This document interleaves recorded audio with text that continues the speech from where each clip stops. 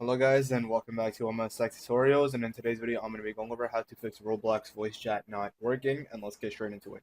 So the first thing that you guys have to do is you have to make sure that your account is verified so that you are over the age of 13, and for this you do need to submit like a picture of your ID or something.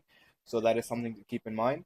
And once you do that, just go over to more, go over to settings, and then from here go over to privacy. And I haven't done it on this account, but I can't see it, but it will be over here somewhere, like enable voice chat, and then you can go ahead and turn it on.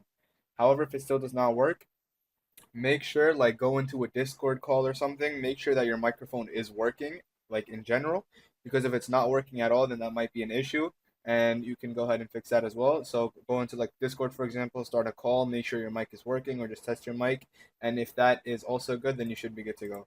And the third method you guys can do is simply just restart your PC, because that does tend to help fix the issue as well.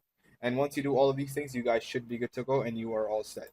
So that is it for the video. Thank you guys for watching. Make sure to give the video a thumbs up, subscribe to the channel, and have a great day.